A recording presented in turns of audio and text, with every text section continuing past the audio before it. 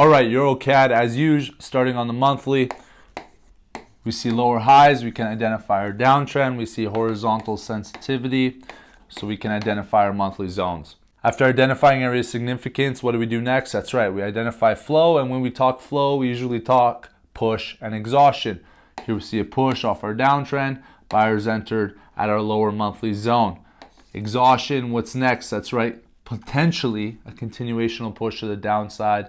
Okay, we see a lot of sell sensitivity off our upper monthly zone and also off our downtrend, so that's something to pay attention to. Before we take it down to the weekly, I just want to talk about our monthly price action here, okay, because it's a good learning lesson.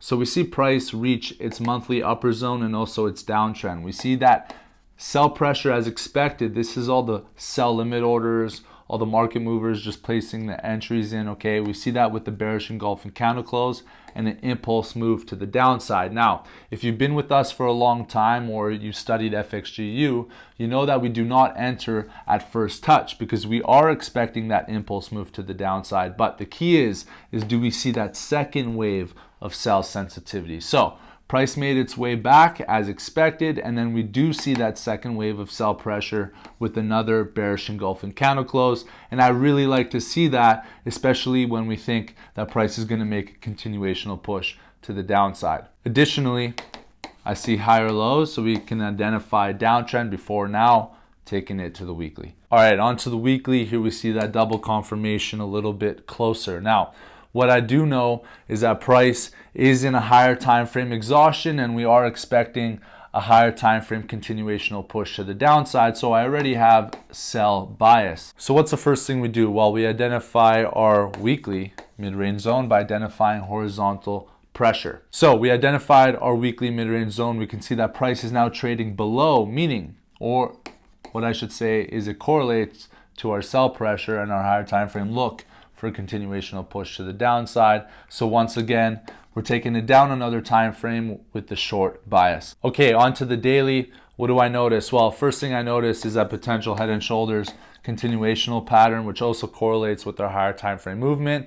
We can also see horizontal buy sensitivity, so we can identify our weekly zone. Okay, so we identified the daily zone, and now things make total sense, don't they? We know that we're only looking short for that higher time frame continuational push to the downside, and we know our area sensitivity or structure. So when price breaks this area sensitivity, then we know our proper entry. So now let's talk entry. Well, very simple. We let price play in between as long as it wants. We stay patient.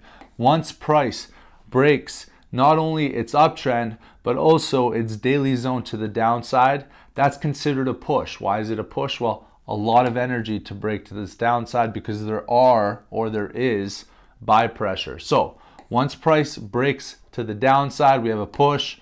We wait for completion of exhaustion and price action confirmation like a bearish engulfing candle close, and then we enter for that continuational push to the downside. Diego will keep you posted on entry, as he will on all the analysis coming up. Now, what would make this trade invalid? Very simple. If buyers hold their ground, meaning that sellers can't break to the downside, well, we know there's not enough sell pressure for that continuational push to the downside just yet. So if price fails to break to the downside, well, this entry is invalid.